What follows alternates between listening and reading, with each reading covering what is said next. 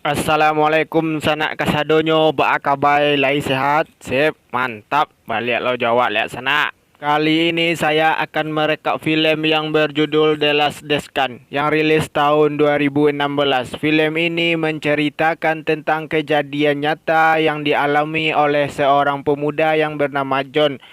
Pemuda ini menjelajahi gua Natipati yang berada di Amerika. Dia pun memasuki gua itu sehingga dia pun terjebak di dalam sana.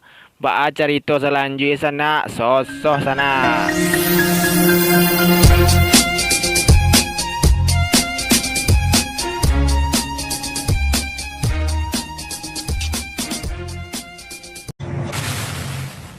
Film dimulai di sebuah bandara di mana ada keluarga yang menunggu jemputan. Seorang ayah bernama John, istri Emily, dan anaknya bernama Josie. Setelah itu, adik John pun mendatang menjemput mereka. Dia bernama Josh. That was my favorite niece. Oh, you remember Uncle Joshy? Hey, race to the car. Whoa. Waktu jalan pulang, Josh pun memberikan kotak kepada John yang berisi headlamp. John pun sangat senang karena itu adalah peninggalan ayahnya. Josh pun mengajak John buat menjelajahi gua Natipati lagi karena gua itu baru saja dibuka. Setelah diberi izin sama istrinya John, mereka pun senang. Oh ya, mereka ini sudah pernah masuk ke dalam gua itu waktu mereka masih kecil bersama ayahnya. Jadi mereka ini udah profesional lah kan. Alright, I'm in. Let's go. Setelah sampai, mereka pun mempersiapkan alat-alatnya. Lalu istri John lanjut ke rumah orang tuanya. Alright, you in. I love you. I'm fine. Ewa. Predictable. You gotta be known for something. Setelah sampai, mereka pun masuk ke dalamnya. Sampainya di dalam, mereka pun aman-aman aja, nggak ada halangan sama sekali. Mereka pun cerita-ceritalah tentang keluarga mereka. Sewaktu lagi istirahat, John pun melihat peta. Ketika itu, John menyuruh pencar buat pisah agar bisa sampai ke tempat yang mereka tuju. Ketika jalan, John melihat lubang kecil yang disebut dengan lubang kelahiran. Karena John sudah biasa, John pun memasukinya. Di sini petaka pun dimulai sana.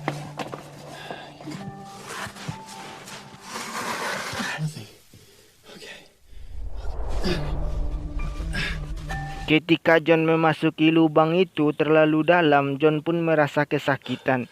Sehingga John pun kesusahan buat masuk lagi. John pun berniat buat balik karena tidak bisa lagi masuk. Ketika mau balik, John pun kesusahan narik dirinya buat mundur ke belakang. Ketika itu, John pun terjebak di situ. Beginilah posisi John sekarang sana.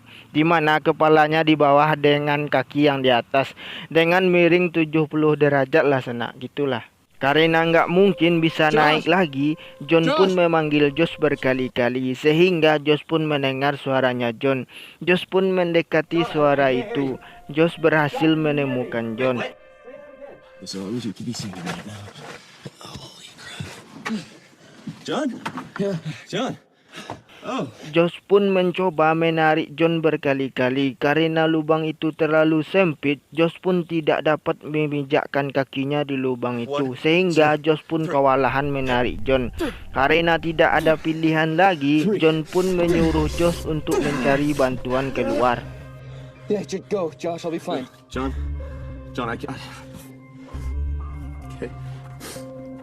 Okay. Karena keadaan begitu, John pun berhalusinasi di padang rumput yang luas. Dia melihat istri dan anaknya. Ketika itu ada suara yang memanggilnya. Dia pun sadar yang memanggilnya adalah Susie, tim penyelamat yang dipanggil oleh Josh. John pun diberi air oleh Susie. Susie pun mengikat kakinya dengan tali. Setelah selesai, Susie pun balik ke atas. Alright.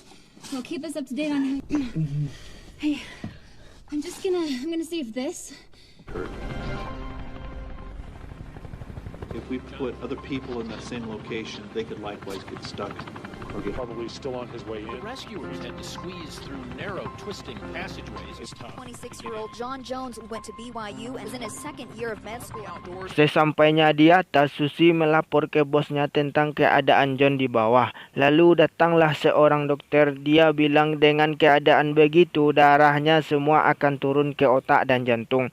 Akan membuat pecah jantungnya dan otaknya.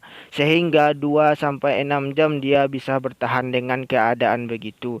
Jadi semakin cepat kita bergerak, semakin baik juga peluangnya hidup. Gitulah inti kata dokter Yosana. Kalau salah wak minta maaf Yosana. Bos pun menyuruh seseorang untuk turun ke bawah yang bernama Auron. Setelah ditanyain namanya, Auron pun turun. John Jones. Okay. How are you feeling? I'm not coming out without him.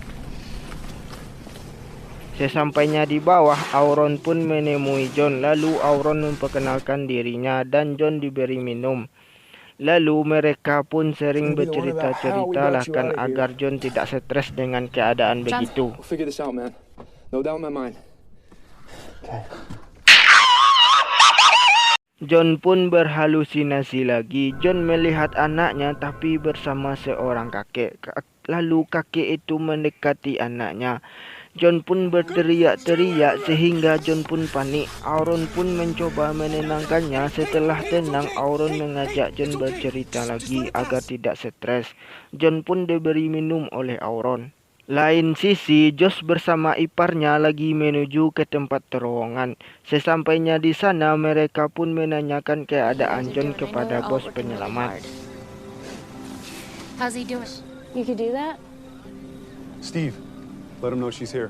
Semakin lama, keadaan John pun semakin parah. Sehingga John bercerita pertemuan pertamanya bersama istrinya kepada Auron. Kita pindah dulu ya sana. John berkenalan sama Emily waktu John ditarik sama Emily yang lagi nyebrang, hampir saja ditabrak mobil.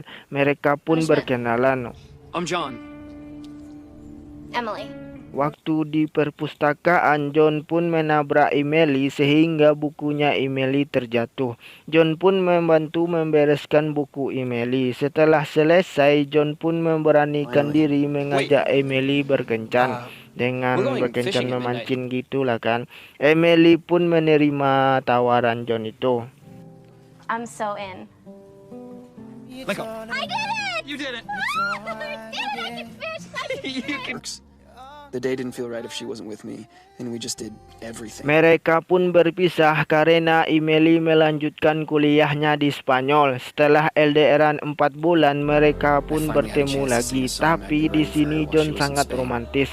John bernyanyi buat Emily. John pun melamar Emily, tapi Emily-nya menolak karena Emily-nya masih muda dan karirnya masih bagus-bagusnya. Tapi ada tapinya nih sana. Walaupun ditolak Emily, John pun tetap dekat sama Emily. Dia pun sering bersama dan jalan-jalanlah bersama. Suatu hari, John ditelepon sama adiknya. Josh pun memanasi hubungan mereka yang indah baralik-baralik sana. Emily pun ketawa-ketawa mendengarnya. Ketika lagi makan bersama keluarga, John pun dipanasi lagi sama ayahnya tentang hubungan mereka berdua lah sana. Ketika lagi makan, dia melihat kakek-kakek yang awal tadi, tapi di sini muda kelihatannya. Ketika lagi jalan bersama Emily, John pun memberanikan diri buat melamar Emily lagi. Tapi tempatnya nggak seromantis yang pertama tadi ya sana. Tapi di sini Emily dengan cepat menerima John. Ingin sekarang Emily baralik sana. Inti cewek tu suka yang sederhana ya sana. Jadi jangan terlalu romantis nah sana. Canda romantis.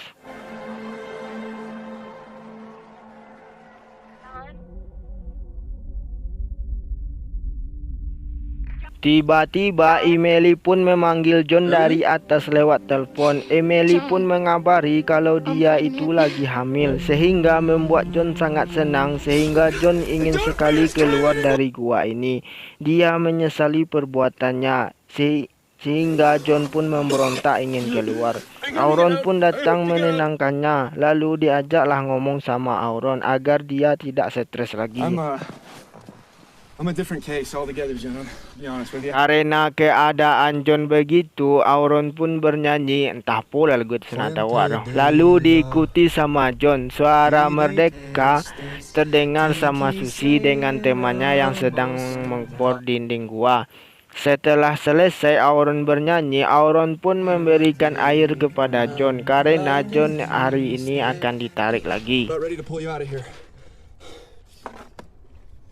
That they have a raising system to hold him in position to a level spot where he's heading down. Recovery effort. Part of the problem is that the only real options we have are those that were employed. Yesterday, Rescuers bolted a pulley system into the rock for more leverage. And of course, that- Jones had trouble. Emotionally drained, rescuers tried desperately to continue. Waktu pas ditarik, John pun menahan sakit di kakinya. Di luar, Emily pun menangis mendengar keadaan di bawah.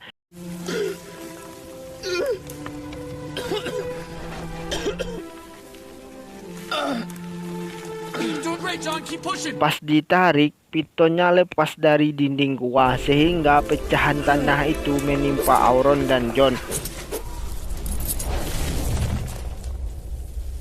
Tapi Auron berhasil diselamatkan dan diangkat lagi ke atas.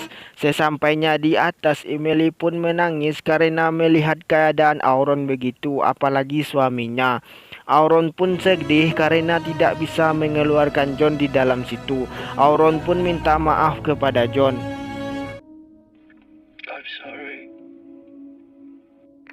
Akhir film, Emily melahirkan ternyata anaknya cowok. Emily pun menamai anaknya John untuk mengenang semasa suaminya.